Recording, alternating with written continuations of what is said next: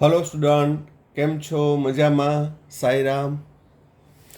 હવે last time આપણે કોલરસના નિયમની ચર્ચા કરી, ત્યારબાદ હવે નવો ટોપિક વિદ્યુત વિભાજન કોષ, ઇલેક્ટ્રોલાઇટિક સેલ એટલે શું? તો વિદ્યુત વિભાજન કોષ એ વિદ્યુત ઉર્જાનું રાસાયણિક ઉર્જામાં રૂપાંતર કરતો સાધન છે. એટલે કે અહીં વિદ્યુત પ્રવાહ પસાર કરવામાં આવે તો એ રાસાયણિક નિપજો મળશે. એનો મતલબ કે આ પ્રક્રિયા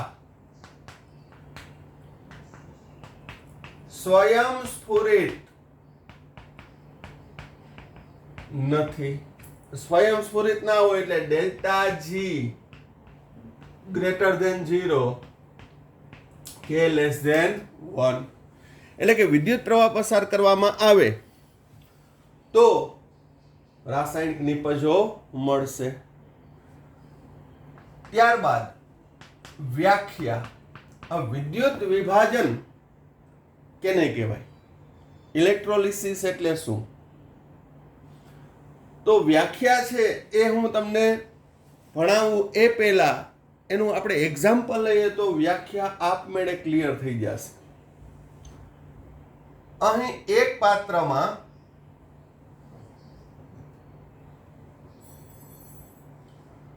પીગાળેલ NaCl લીધું, પીગલિત NaCl. એમાં પ્લેટિનમ કે ગ્રેફાઇટ જેવા નિષ્ક્રિય ધ્રુવો ડુબાડ્યા.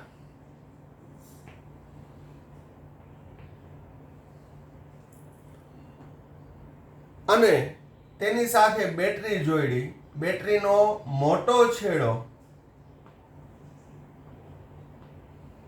એટલે કે ધન છેડો જેની સાથે જોડ્યો એને કહેવાય એનોડ પ્લસ. બરાબર ધ્યાન રાખજો. વિદ્યુત રાસાયણિક કોષ કરતા ટોટલી આમાં વિરુદ્ધ આવશે. એનોડોમાં માઇનસ હતો, આમાં કેવો થયો? પ્લસ. કારણ કે બેટરીનો ધન ધ્રુવ જેની સાથે જોડ્યો એ એનોડ પ્લસ થશે અને નાનો છેડો જેની સાથે જોડ્યો એ કેથોડ માઇનસ થશે. એટલે વિદ્યુત વિભાજન કોષમાં એનોડ પ્લસ કારણ કે બેટરીનો ધન ધ્રુવ જોડ્યો છે, કેથોડ માઇનસ એટલે બેટરીનો ઋણ ધ્રુવ જોડ્યો છે અને એક જ પાત્રમાં બંને ધ્રુવો ડુબાડવામાં આવે છે. હવે અહીં વિદ્યુત પ્રવાહ પસાર થાય છે એટલે આ પ્લેટ ધન વીજભારિત બને, આ ઋણ વીજભારિત બને. હવે પીગાળેલા NaCl માં શું હોય? તો કે Na પ્લસ અને Cl માઇનસ. શું હશે? Na પ્લસ અને Cl માઇનસ. હવે જેવો જ વિદ્યુત પ્રવાહ પસાર કરતા બંને પ્લેટ છે એ વીજભારિત થશે. આ ધન વીજભારિત, આ ઋણ વીજભારિત.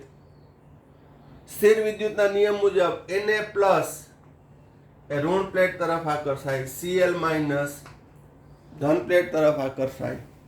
હવે એનોડ પ્લસ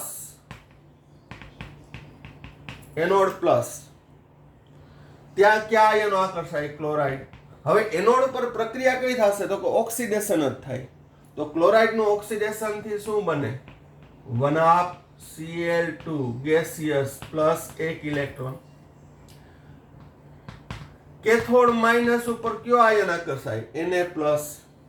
તો Na પ્લસ 1 ઇલેક્ટ્રોન મેળવી સોડિયમ સોલિડ.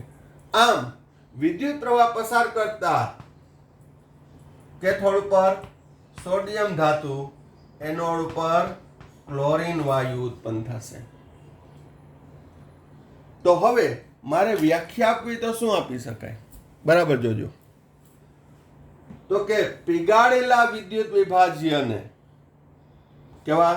પીગાળેલ વિદ્યુત વિભાજ્યને અથવા તો વિદ્યુત વિભાજ્યનું જલીય દ્રાવણ, એના પણ આપણે એક્ઝામ્પલ લેશું, પણ આ એક ઉદાહરણ દ્વારા કે પીગળિત NaCl એટલે કે આ વિદ્યુત વિભાજ્ય છે, તો પીગાળેલા વિદ્યુત વિભાજ્ય અથવા તો વિદ્યુત વિભાજ્યના જલીય દ્રાવણને કોષમાં લઈ તેમાં યોગ્ય વિદ્યુત ધ્રુવો ડુબાડી, યોગ્ય વિદ્યુત ધ્રુવ ક્યાં મેં લીધા? નિષ્ક્રિય વિદ્યુત ધ્રુવ, પ્લેટિનમ અથવા તો ગ્રેફાઇટ, સ્ટીલ, એ કોઈ પણ ચાલે. યોગ્ય વિદ્યુત ધ્રુવો ડુબાડી અને તેમાં યોગ્ય વોલ્ટેજનો વિદ્યુત પ્રવાહ પસાર કરવામાં આવે, યોગ્ય વોલ્ટેજનો વિદ્યુત પ્રવાહ પસાર કરવામાં આવે તો બંને વિદ્યુત ધ્રુવો પર રેડોક્સ પ્રક્રિયા, એનોડ પર ઓક્સિડેશન, કેથોડ પર રિડક્શન, બંને વિદ્યુત ધ્રુવો પર ઓક્સિડેશન અને રિડક્શન પ્રક્રિયા થઈ રાસાયણિક નિપજો પ્રાપ્ત થાય છે. અહીં રાસાયણિક નિપજ મને સોડિયમ ધાતુ કેથોડ ઉપર મળી, એનોડ પર ક્લોરીન વાયુ મળ્યો. તો આ પ્રકારની પ્રક્રિયાને કહેવામાં આવે છે વિદ્યુત વિભાજન. અને આ કોષને શું કહેવામાં આવે છે? વિદ્યુત વિભાજન કોષ. તો હવે આખી વ્યાખ્યા શું? તો કે પીગાળેલા વિદ્યુત વિભાજ્ય અથવા તો વિદ્યુત વિભાજ્યના જલીય દ્રાવણને કોષમાં લઈ તેમાં યોગ્ય વિદ્યુત ધ્રુવો ડુબાડી યોગ્ય વોલ્ટેજ ધરાવતો વિદ્યુત પ્રવાહ પસાર કરવામાં આવે તો વિવિધ વિદ્યુત ધ્રુવો પર રેડોક્સ પ્રક્રિયા થઈ અને રાસાયણિક નિપજો પ્રાપ્ત થાય છે. તો આ પ્રકારની પ્રક્રિયાને વિદ્યુત વિભાજન કહે છે અને આ જે રચના છે અથવા સાધન છે એને કહેવામાં આવે છે વિદ્યુત વિભાજન કોષ કહે છે. હવે ઉદાહરણ, તો દાખલા તરીકે પીગાળેલા NaCl ને વિદ્યુત વિભાજન કોષમાં લઈ તેમાં ગ્રેફાઇટ કે પ્લેટિનમ જેવા ધ્રુવો ડુબાડી યોગ્ય વોલ્ટેજની બેટરી જોડી વિદ્યુત પ્રવાહ પસાર કરવામાં આવે તો રાસાયણિક નિપજો મળે છે. કઈ મળી? તો કે પીગાળેલા NaCl થી એનોડ પર ક્લોરીન વાયુ, કેથોડ પર સોડિયમ. એવી જ રીતે આપણે ડિટેલમાં ભણશું, પણ પાણીનું વિદ્યુત વિભાજન થાય એટલે એનોડ ઉપર તમને ઓક્સિજન વાયુ મળશે અને કેથોડ ઉપર હાઇડ્રોજન વાયુ. તો આ પાણીના વિદ્યુત વિભાજનથી એનોડ પર ડાયઓક્સિજન, કેથોડ પર ડાયહાઇડ્રોજન. તો એ વપરાતા કોષને કેવો કહેવામાં આવે છે? વિદ્યુત વિભાજન કોષ. હવે જો હું અહીંયા વિદ્યુત પ્રવાહ પસાર કરું તો જ રાસાયણિક નિપજ મળે, પણ જો અહીંયાથી પરિપથ કટ કરી નાખું, સ્વિચ ઓફ કરી નાખું તો આ ધન વીજભારિત કે ઋણ વીજભારિત રહેતા નથી. એટલે વિદ્યુત પ્રવાહ પસાર કરું તો જ કોષ પ્રક્રિયા થશે. એનો મતલબ કે આ પ્રક્રિયા છે સ્વયંસ્ફુરિત નથી, પ્રક્રિયા આપમેળે થતી નથી. એટલે વિદ્યુત રાસાયણિક કોષ કરતા ટોટલી ઊંધું જ છે. વિદ્યુત રાસાયણિક કોષમાં બંને વિદ્યુત ધ્રુવોને જોડીને અદબ કરીને ઊભા રહી જાય એટલે આપણે વિદ્યુત પ્રવાહ મળ્યા જ રાખે જ્યાં સુધી એની અંદર વિદ્યુત વિભાજ્યના ઘટકો હોય ત્યાં સુધી. જ્યારે અહીં વિદ્યુત પ્રવાહ પસાર કરો તો જ રાસાયણિક નિપજ મળે. પરિપથ કટ કરી નાખો, લાઇટ વહી જાય તો પૂરું. તો અહીં પ્રક્રિયા સ્વયંસ્ફુરિત નથી. આ એટલા માટે હું ડિસ્કશન કરું છું કે આના આધારે તમારે એ તફાવત તૈયાર કરવાનો છે. વિદ્યુત રાસાયણિક કોષ, ઇલેક્ટ્રોકેમિકલ સેલ અને ઇલેક્ટ્રોલાઇટિક સેલ વચ્ચેનો તફાવત. બંનેના સિદ્ધાંત વિરુદ્ધ છે. તેનું રાસાયણિક ઉર્જાનું વિદ્યુત ઉર્જામાં, વિદ્યુત વિભાજનમાં વિદ્યુત ઉર્જાનું રાસાયણિક ઉર્જામાં. સામાન્યતાઓમાં જુદા જુદા પાત્રમાં કરવામાં આવતું હતું, અહીંયા એક જ પાત્રમાં કરવામાં આવે છે. વિદ્યુત રાસાયણિક કોષમાં ક્ષાર સેતુની જરૂર પડતી હતી, અહીંયા ક્ષાર સેતુની જરૂર પડતી નથી. ત્યાં જેના ઉપર ઓક્સિડેશન થાય એનોડ માઇનસ કહેતા હતા અને જેના ઉપર રિડક્શન થાય કેથોડ પ્લસ કહેતા હતા. અહીં બેટરીનો ધન ધ્રુવ જેની સાથે જોડ્યો એને એનોડ પ્લસ કીધું અને બેટરીનો ઋણ ધ્રુવ જેની સાથે જોડ્યો એ કેથોડ કીધું. ત્યાં પ્રક્રિયા આપમેળે થતી હતી, અહીંયા આપમેળે થતી નથી. ત્યાં ડેલ્ટા જી નું મૂલ્ય લેસ ધેન 0, અહીં ડેલ્ટા જી ગ્રેટર ધેન 0.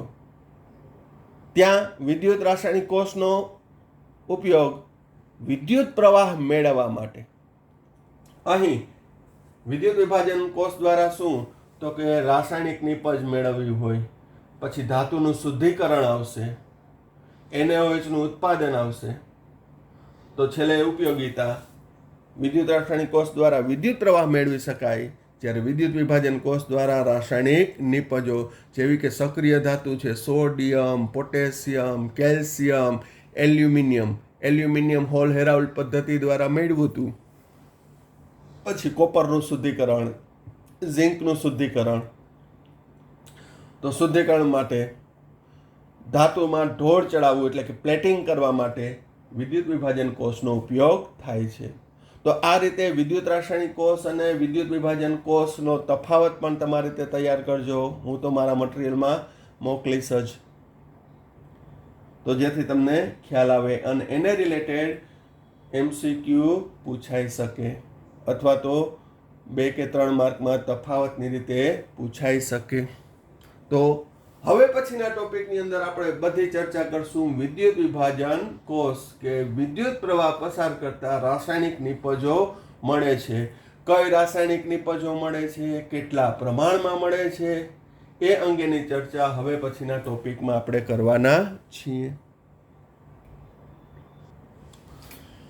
ચાલો ફેરાડેના વિદ્યુત વિભાજનના નિયમો સમજાવો. Most IMP for 3 mark, most IMP for numerical, આને રિલેટેડ દાખલાઓ, MCQ ઘણા બધા પોઈન્ટ્સ નીકળે છે. તો વિદ્યુત વિભાજનની વ્યાખ્યા આપણે જોઈ શું કે વિદ્યુત પ્રવાહ પસાર કરવાથી છે વિદ્યુત ધ્રુવો પર રેડોક્સ પ્રક્રિયા થઈને રાસાયણિક નિપજો મળે.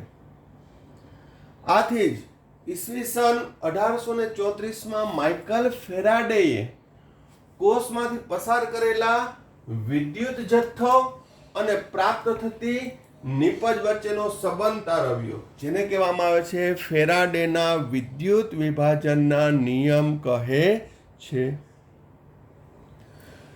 એને 2 નિયમ આપ્યા. નિયમ 1 શું કે વિદ્યુત વિભાજન કોષમાં વિદ્યુત ધ્રુવો પર પ્રાપ્ત થતી નિપજનો જથ્થો એ કોષમાંથી પસાર કરેલા વિદ્યુત જથ્થાના સમપ્રમાણમાં હોય છે.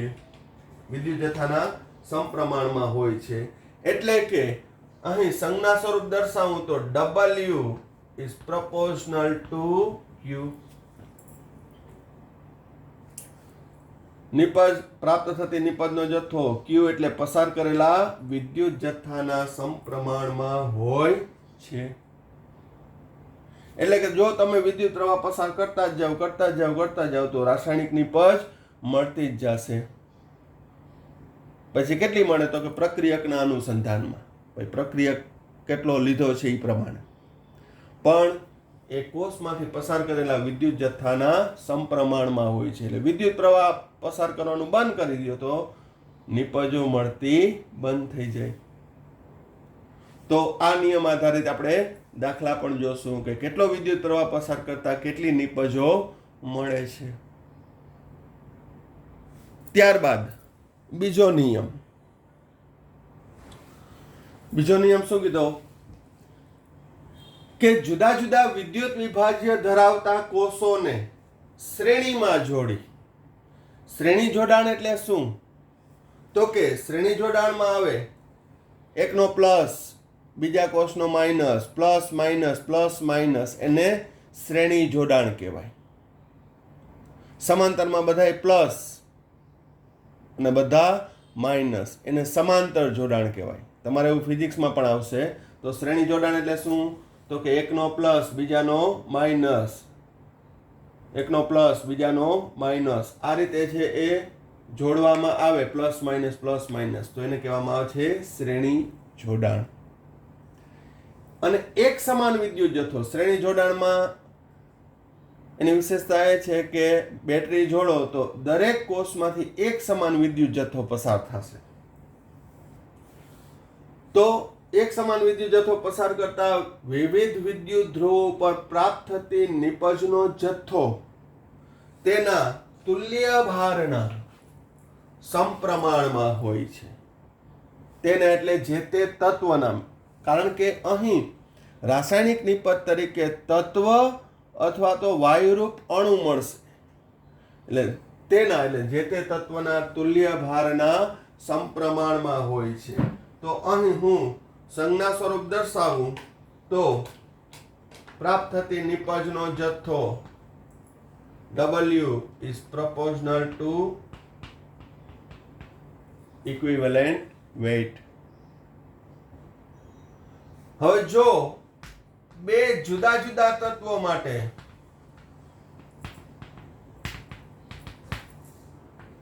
W1 અને W2 નિપજ પ્રાપ્ત થાય તો અહીં એના તુલ્ય ભાર કેટલા થશે? E1 અને E2. તો માટે W1 by W2 equal to E1 by E2. દાખલા માટે MCQ માટે મોસ્ટ આઈએમપી સૂત્ર છે. અહીં W બરાબર લખું તો ZEW.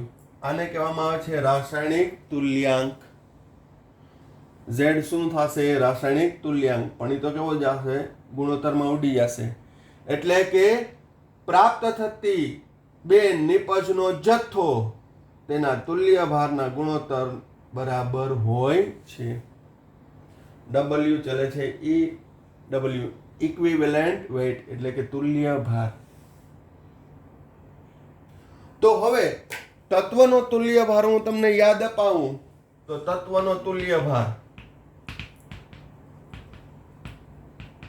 બરાબર પરમાણુ ભાર છેદમાં સંયોજકતા. આ આપણે અત્યારે જાણીએ છીએ કે તત્વનો તુલ્ય ભાર એટલે પરમાણુ ભાર ભાગ્યા સંયોજકતા. પણ આ જે ફેરાડેના નિયમની સાલ તમે જોવો 1834 એટલે 19મી સદીની શરૂઆતમાં ઇલેક્ટ્રોન રચના વિશેનો ખ્યાલ નહોતો, મોલ સંકલ્પનાનો સ્વીકાર નહોતો થયો. ટૂંકમાં મોલ સંકલ્પના હતી જ નહીં. ત્યારે આપણે તત્વનો તુલ્ય ભાર કઈ રીતે ગણતા હતા? તો યાદ અપાવું તો તત્વનો જે ભાર હાઇડ્રોજનના 1 ગ્રામ સાથે અથવા ઓક્સિજનના 8 ગ્રામ સાથે અથવા ક્લોરીનના 35.5 ગ્રામ સાથે સંયોજાય તો તે ભારને જે તે તત્વનો તુલ્ય ભાર કહેતા હતા. પણ આપણે બધું જાણીએ છીએ અત્યારે એટલે સમજ પૂરતું આપણે તત્વનો તુલ્ય ભાર બરાબર પરમાણુ ભાર છેદમાં સંયોજકતા. સોડિયમનો તુલ્ય ભાર શોધવો હોય તો સોડિયમનો તુલ્ય ભાર 23 ભાગ્યા 1 એટલે કે 23. કેલ્શિયમનો તુલ્ય ભાર 40 ભાગ્યા 2 એટલે કે 20. એલ્યુમિનિયમનો તુલ્ય ભાર 27 ભાગ્યા 3 એટલે કે 9. તો આમ સોડિયમનો તુલ્ય ભાર કેટલો? 23. કેલ્શિયમનો 20, એલ્યુમિનિયમનો 9 ગ્રામ પ્રતિ તુલ્યાંક. તો હવે આ નિયમની સમજૂતી અને થોડું વધુ સ્પષ્ટ થાય એના માટે એક હું તમને એક્ઝામ્પલ આપું. બાકી નિયમ તો શું? જુદા જુદા વિદ્યુત વિભાજ્ય ધરાવતા કોષોને શ્રેણીમાં જોડી એક સમાન વિદ્યુત જથ્થો પસાર કરતા વિવિધ વિદ્યુત ધ્રુવ ઉપર પ્રાપ્ત થતી નિપજનો જથ્થો તેના તુલ્ય ભારના સમપ્રમાણમાં હોય છે. પણ આ નિયમ આપણે ઉદાહરણ દ્વારા સમજીએ. હવે અહીં મેં જુદા જુદા 3 કોષ લીધા છે. એકમાં પીગાળેલું NaCl લીધું, બીજામાં પીગાળેલું કેલ્શિયમ ક્લોરાઇડ અને ત્રીજામાં આમાં શું NaCl પીગલિત, CaCl2 પીગલિત, AlCl3. બેટરીનો ધન ધ્રુવ એ પહેલા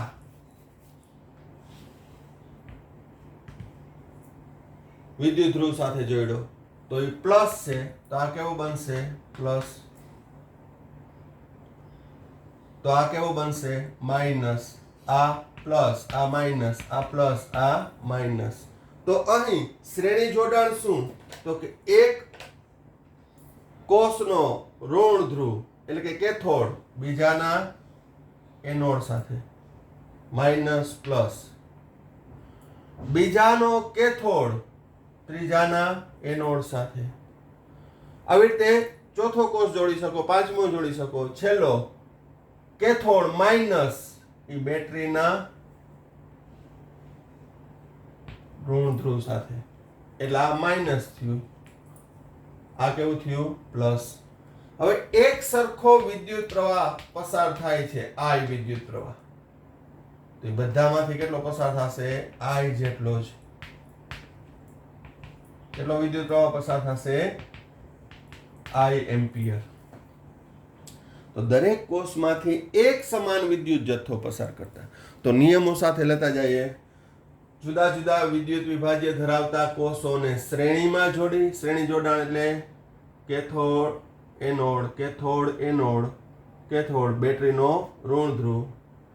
પહેલા કોષનો એનોડ બેટરીના ધન ધ્રુવ સાથે. તો એક સમાન વિદ્યુત જથ્થો પસાર થાય છે શ્રેણી જોડાણથી. સમાંતરમાં તમારે જંકશન આવી જશે, એટલે જંકશન પોઈન્ટથી ત્યાં ડિવાઈડ થાય.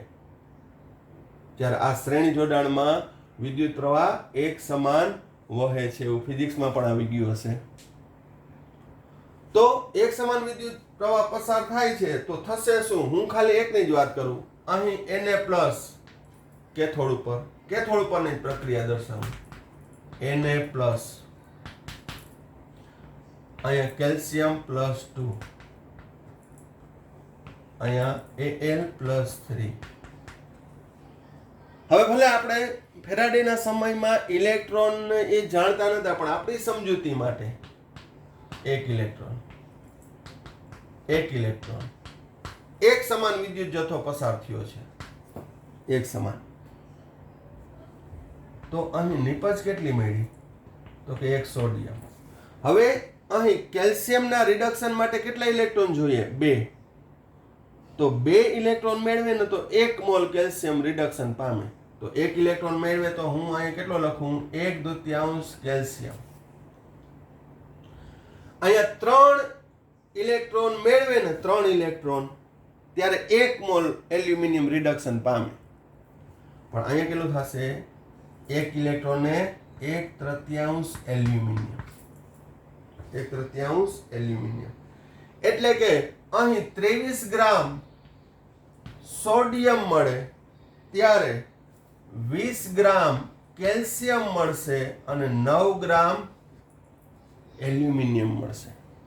હવે આજે મેં સમજૂતી આપી તમારા જાણ માટે, સરળતા માટે, અભ્યાસ માટે.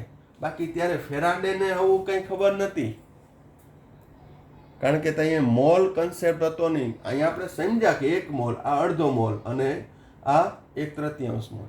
પણ ફેરાડે જ્યારે પ્રયોગ કર્યો તો ત્યારે 23 ગ્રામ સોડિયમ મળ્યું, ત્યારે 20 ગ્રામ કેલ્શિયમ મળ્યું અને 9 ગ્રામ છે એલ્યુમિનિયમ મળ્યું. તો અહીં 23 ગ્રામ, 20 ગ્રામ અને 9 ગ્રામ એ છે શું? તો કે જે તે તત્વના તુલ્ય ભાર છે. હમણાં જ મેં તમને રેફરન્સમાં લખાવ્યું હતું. શું?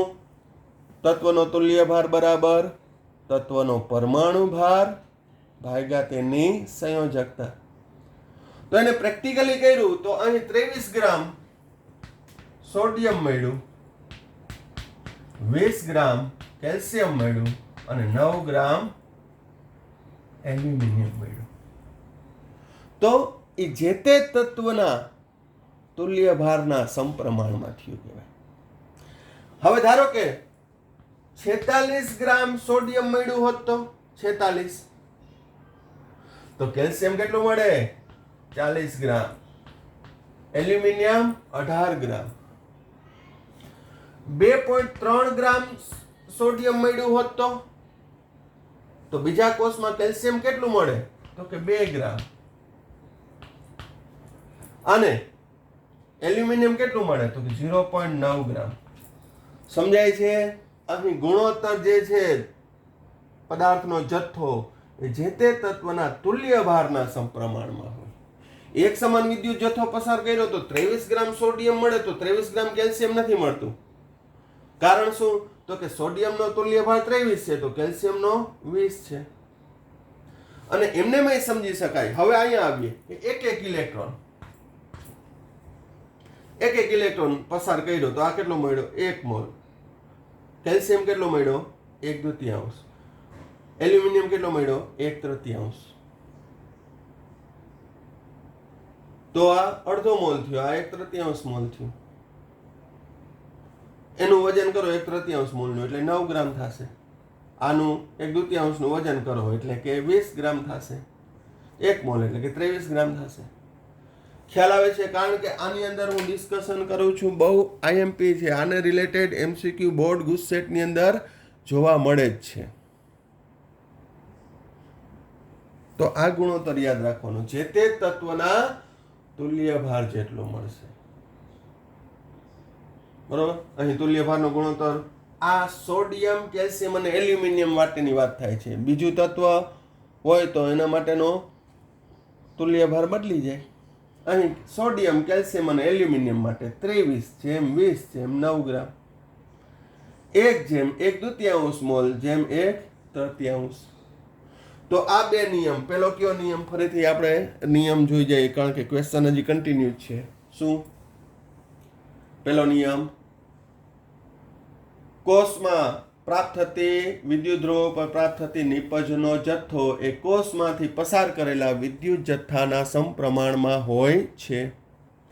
જ્યારે બીજો નિયમ, જુદા જુદા વિદ્યુત વિભાજ્ય ધરાવતા કોષોને શ્રેણીમાં જોડી એક સમાન વિદ્યુત જથ્થો પસાર કરવામાં આવે તો વિદ્યુત ધ્રુવો પર પ્રાપ્ત થતી નિપજનો જથ્થો એ જે તે તત્વના એટલે કે તેના તુલ્ય ભારના સમપ્રમાણમાં હોય છે. તુલ્ય ભારના સમપ્રમાણમાં. એના ઉપરથી બે જુદા જુદા તત્વો માટેનું વાત કરી તો શું આવ્યું? W1/W2 = E1/E2. આ સૂત્ર છે એ કોમ્પિટિટિવ એક્ઝામમાં પણ એમસીક્યુ માટે ઉપયોગી થાય છે કે બે તત્વનું દળ આપ્યું હોય, એક તત્વનો તુલ્ય ભાર જાણતા હોય તો બીજાનો શોધી શકાય, અથવા એક તત્વનું દળ આપ્યું હોય અને બંને તત્વોના છે એ તુલ્ય ભાર જાણતા હોય તો બીજા તત્વનો દળ તમે શોધી શકો. તો આ ફેરાડેનો નિયમ હતો. આ ફેરાડેના નિયમની અંદર 1834 એટલે 19મી સદીની શરૂઆતમાં અચળ વિદ્યુત પ્રવાહનો સ્ત્રોત પ્રાપ્ત નહોતો. તો અચળ વિદ્યુત પ્રવાહનો સ્ત્રોત પ્રાપ્ત નહોતો, પરિણામે ત્યાં પ્રમાણિત વિદ્યુત વિભાજન કોષ, જેને કુલોમીટર કહેવામાં આવે છે, નો ઉપયોગ થતો. કારણ કે ત્યારે અચળ વિદ્યુત પ્રવાહની ફેસિલિટી નથી અને તેનામાંથી પસાર થતા વિદ્યુત પ્રવાહના જથ્થા ઉપરથી જે તેની ગણતરી થતી હતી. સામાન્ય તેમાં રેફરન્સ તરીકે સિલ્વર કે કોપર વિદ્યુત ધ્રુવ લેવામાં આવતા. સંદર્ભ તરીકે કયો લેતા? સિલ્વર અથવા તો કોપર વિદ્યુત ધ્રુવ. પરંતુ જેમ જેમ સમય આગળ ચાલતો ગયો તેમ તેમ ઇલેક્ટ્રોન સંરચનાનો ખ્યાલ આવ્યો, મોલ સંકલ્પનાનો સ્વીકાર થયો. આથી હવે ફેરાડેના વિદ્યુત વિભાજનનો છે એ આધુનિક નિયમ દર્શાવવામાં આવ્યો. એ આધુનિક નિયમની રજૂઆત શું હતી? તો અહીં એ જ આપણે ઉદાહરણ લઈએ. આધુનિક નિયમ શું કીધો? Na+1, calcium +2, Al+3. એક સમાન હું વિદ્યુત જથ્થો પસાર કરું. વિદ્યુત જથ્થો એટલે ઋણ વીજભારિત ઇલેક્ટ્રોનનું વહન. તો અહીં એક સમાન વિદ્યુત જથ્થો પસાર કરું. હવે આપણે મોલ જાણીએ છીએ, આપણે 20મી સદી તરફ જઈ રહ્યા છીએ. તો આ શું હતું? ફરી પાછું અહીં સમજાવું. 2 ઇલેક્ટ્રોન હોય તો 1 મોલ કેલ્શિયમ, તો 1 ઇલેક્ટ્રોન હોય તો કેટલું? 1/2 કેલ્શિયમ, એટલે મારે અહીંયા 1/2 લખવું પડે. 3 ઇલેક્ટ્રોન હોય તો અહીંયા 1 મોલ Al+3 ડિડક્શન પામશે. તો અહીંયા એક જ ઇલેક્ટ્રોન હોય તો 1/3 એલ્યુમિનિયમ, 1/3. તો અહીં સોડિયમ, કેલ્શિયમ એલ્યુમિનિયમનું મોલ પ્રમાણ કેટલું આવ્યું? 1:1/1 મોલ. તો આધુનિક રજૂઆત એની કેવી થઈ? તો કે કોષમાંથી પસાર કરતા એક સમાન વિદ્યુત જથ્થો પસાર કરવામાં આવે તો પ્રાપ્ત થતી નિપજનો જથ્થો એ જે તે પ્રક્રિયકના મોલ સાથે સંબંધ ધરાવે છે. કેની સાથે? વિદ્યુત વિભાજનથી પ્રાપ્ત થતી નિપજોની મોલ સંખ્યા એ કોષમાંથી પસાર કરેલા વિદ્યુત જથ્થાના સમપ્રમાણમાં હોય છે. હવે અથવાનું આ સમીકરણ લખું, Na પ્લસ 1 ઇલેક્ટ્રોન પસાર કરું તો 1 મોલ મળશે, પણ કેલ્શિયમ પ્લસ 2 માં 2 ઇલેક્ટ્રોન પસાર થયા હોય તો કેટલા મળશે? 1 મોલ. Al પ્લસ 3 માં 3 ઇલેક્ટ્રોન પસાર કરું ત્યારે 1 મોલ મળે છે.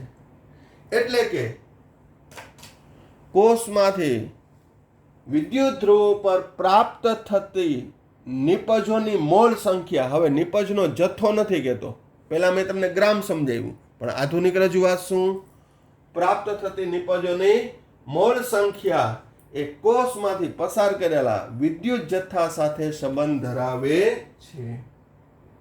તો આ એની આધુનિક રજૂઆત, કે જેમ કે હું એક સરખો વિદ્યુત જથ્થો પસાર કરું તો મને કેટલા મોલ મળશે? તો કે સોડિયમ 1 મોલ મળશે. કેલ્શિયમ કેટલા મળશે? તો કે અડધો જ મોલ મળશે. અને એલ્યુમિનિયમ કેટલા મોલ મળશે? તો કે 1/3. એનો મતલબ કે મારે જો સોડિયમ 1 મોલ જોતું હોય તો 1 ઇલેક્ટ્રોન પસાર કરું, 1 મોલ કેલ્શિયમ જોતું હોય તો મારે 2 ઇલેક્ટ્રોન પસાર કરવા પડે, અને 1 મોલ એલ્યુમિનિયમ જોતું હોય તો 3 મોલ ઇલેક્ટ્રોન પસાર કરવા પડે. ખ્યાલ આવી ગયો? કારણ કે અહીં 1 મોલ ઇલેક્ટ્રોન દ્વારા પ્રાપ્ત થતી નિપજના મોલની સંખ્યા 1:1/1 એટલે કે ગુણોત્તર જોજો, લસા 6 લઉં તો અહીંયા 6:3:2, 3:1.5:1. આ MCQ માટે મોસ્ટ આઈએમપી છે. પછી આની અંદર આડાવડું કરી નાખ્યું હોય, કેલ્શિયમ, સોડિયમ અને એલ્યુમિનિયમ આપ્યું હોય, અન્ય કોઈ પણ આપ્યું હોય, પણ જો તમે તેના વીજભાર જાણતા હોય તો ભૂલ પડે નહીં. તો આ ખાસ કાળજી રાખજો. ટોપિક હજી કન્ટિન્યુ છે. હવે કોષમાંથી પસાર કરેલો વિદ્યુત જથ્થો કઈ રીતે શોધવામાં આવે છે?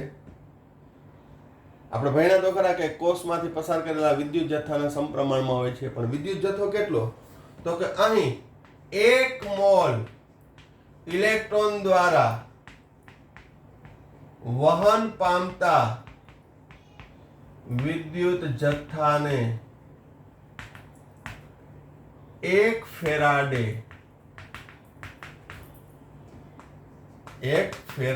કહે છે. તો 1 ફેરાડે બરાબર 96487 કુલમ. આ કઈ રીતે આવ્યું તો એ પણ જોઈ લઈએ. તો 1 ઇલેક્ટ્રોન પરનો કુલોમ્બિક વીજભાર કેટલો છે? 1 ઇલેક્ટ્રોન પરનો કુલોમ્બિક વીજભાર 1.602 × 10⁻19 કુલમ. તો 1 મોલ એટલે કે 1 ફેરાડે, 1 મોલ ઇલેક્ટ્રોન દ્વારા વહન પામતા વિદ્યુત જથ્થાને, આ અગત્યની લાઈન છે, ભૂલવાની નથી. 1 મોલ ઇલેક્ટ્રોન દ્વારા વહન પામતો વિદ્યુત જથ્થો એટલે કે 1 ફેરાડે. 1 મોલ એટલે કે 1 ફેરાડે એટલે કે 6.022 × 10⁻23 ઇલેક્ટ્રોને કેટલા કુલમ? તો સાદુરૂપ તમે આપશો એટલે કે 1 મોલ ઇલેક્ટ્રોન બરાબર 1 ફેરાડે બરાબર 96487 કુલમ. અને ગણતરીની સરળતા માટે એને 96500 કુલમ દર્શાવવામાં આવે છે, અથવા ગણતરીમાં લેવામાં આવે છે. અને છેલ્લો પોઈન્ટ અગત્યનો, જો કોષમાંથી I એમ્પિયરનો વિદ્યુત પ્રવાહ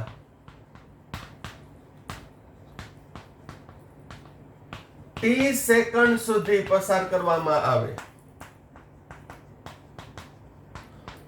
પસાર કરેલો વિદ્યુત જથ્થો Q બરાબર I ગુણ્યા t થશે. અહીં I એમ્પિયરમાં છે અને t છે એ સેકન્ડમાં. તો તમને ફિઝિક્સમાં પણ આવી ગયો છે ampere into second equal to coulomb. Ampere into second equal to coulomb. અને Q બરાબર I ગુણ્યા t ભાગ્યા 96500. તો ઈ ફેરાડેમાં આવશે. ઈ કેમાં આવશે? ફેરાડેમાં. આ સૂત્ર દાખલા માટે ખૂબ જ ઉપયોગી છે. તો જો કોષમાંથી I એમ્પિયરનો વિદ્યુત પ્રવાહ t સેકન્ડ માટે પસાર કરવામાં આવે તો પસાર કરેલો વિદ્યુત જથ્થો કેટલો થશે? તો કે વિદ્યુત જથ્થો Q બરાબર I ગુણ્યા t. આ વિદ્યુત પ્રવાહ છે. વિદ્યુત પ્રવાહને t સેકન્ડ વડે ગુણો આ એમ્પિયરમાં, આ સેકન્ડમાં, એટલે કે પસાર કરેલો વિદ્યુત જથ્થો કુલમમાં મળશે. ખ્યાલ આવી ગયો? તો આ સૂત્ર છે એ પણ ખૂબ જ ઉપયોગી છે. Q બરાબર I ગુણ્યા t.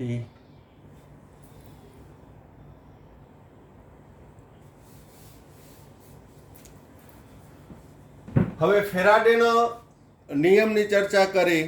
એ નિયમ વ્યવસ્થિત જોઈ લેજો.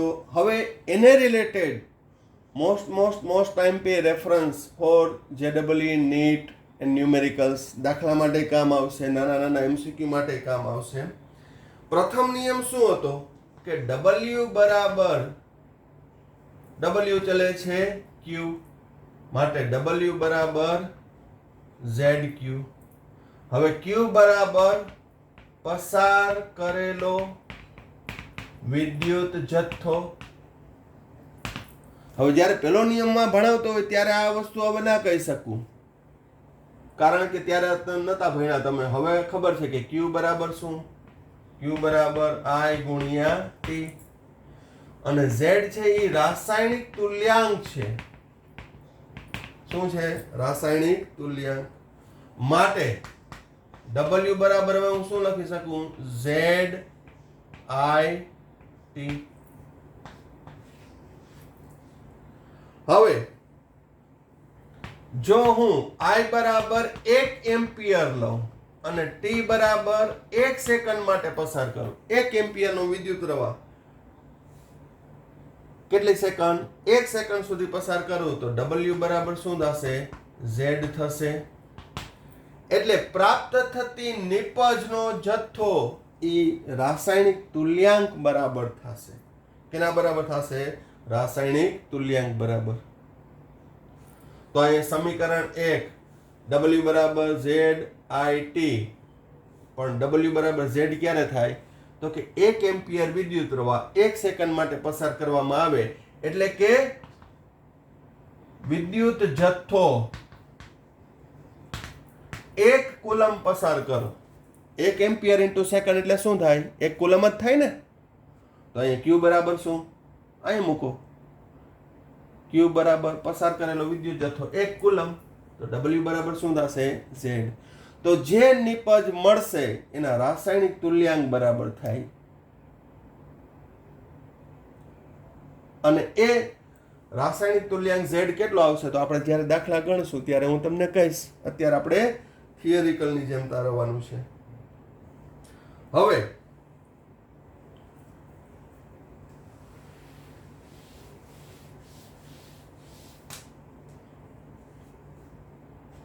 ફરી પાછું આપણે એક સમીકરણ લઈએ. કેલ્શિયમ +2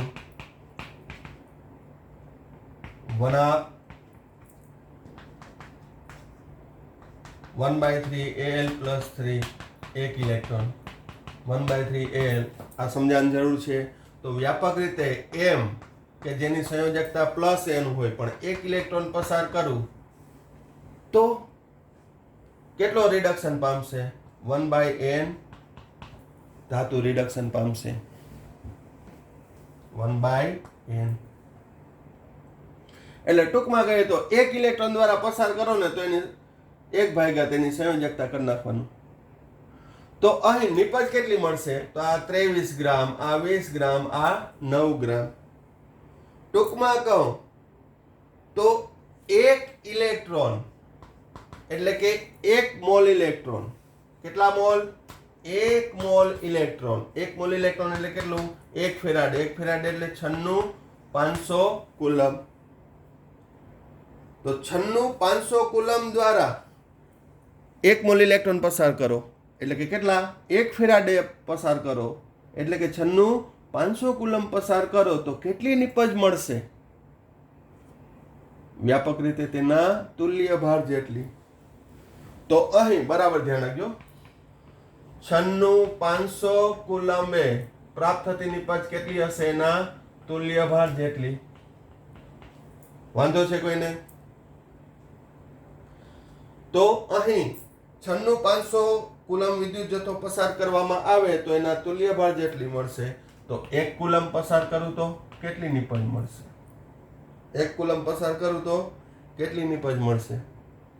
તો અહીં કેટલી આવશે? WZ બરાબર EW/96,500. કેટલી મળશે? 1 કુલમ એટલે કેટલું? 1 રાસાયણિક તુલ્યાંક જેટલું. લખી શકું કે ના લખી શકું? પરંતુ Z બરાબર W/IT.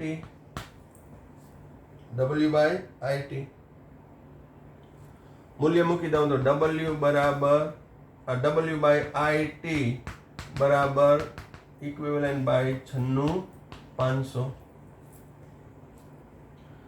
તો પ્રાપ્ત થતી નિપજ W બરાબર EW ગુણ્યા I ગુણ્યા T/96,500.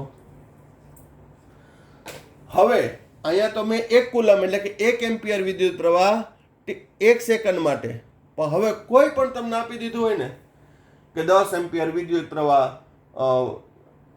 15 સેકન્ડ માટે, 20 સેકન્ડ માટે કે 1 કલાક માટે પસાર કર્યો તો નિપજ કેટલી મળશે? તો આ સૂત્ર લગાડીને તમે ડાયરેક્ટ એ શોધી શકશો.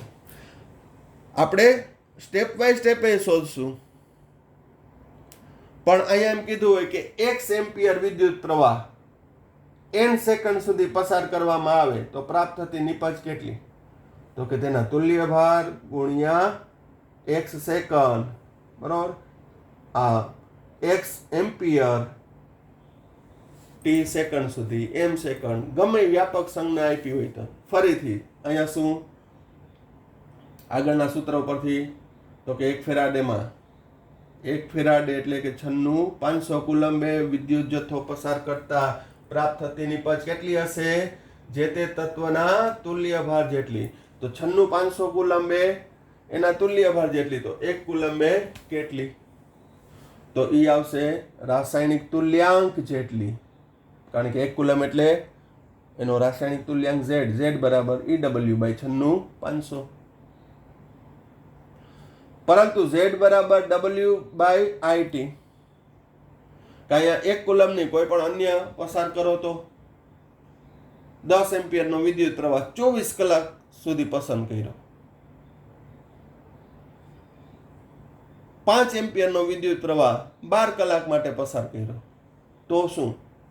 તો વ્યાપક રીતે Z બરાબર W/IT, Z ની જગ્યાએ W/IT મૂકી દો, એ કેટલું થશે? EW/96,500. તો પ્રાપ્ત થતી નિપજ કેટલી હશે? તો કે જે તે તત્વના તુલ્ય ભાર ગુણ્યા પસાર કરેલો વિદ્યુત પ્રવાહ એમ્પિયર, પસાર થયેલો સમય t સેકન્ડમાં ભાગ્યા 96,500. આપણે બે રીતે દાખલા ગણશું. આ શોર્ટકટની રીતે ગણશું જે MCQ માટે કામ આવશે. આ સૂત્ર, બરોબર. તો આ સૂત્ર છે એ પ્રથમ નિયમ માટેનું છે. બીજા નિયમનું તો મેં ત્યાં જ સમજાવી દીધું હતું. બીજા નિયમ માટેનું શું હતું? બીજા નિયમ માટેનું W1/W2 બરાબર E1/E2. કારણ કે આ બધું તો ઉડી જાય. તો આ બે સૂત્ર છે એ તમને MCQ માટે ખૂબ જ ઉપયોગી થશે, શોર્ટકટ દાખલા માટે પણ ઉપયોગી થશે. હા, બોર્ડની રીતે આપણે સવિસ્તાર થિયરિકલ દાખલા ગણશું, જેમાં દરેક ગણતરીના સ્ટેપ, સમીકરણ બધું લખશું. એટલે જ્યારે આપણે એને દાખલા કરશું ત્યારે એ તમને વારંવાર આ બધા સૂત્ર યાદ અપાવીશ. પણ અત્યારે કાળજીપૂર્વક વિડીયોમાંથી લર્ન કરી અને મટીરિયલમાંથી છે કાળજીપૂર્વક તમારી નોટ્સમાં લખી નાખવાનું છે.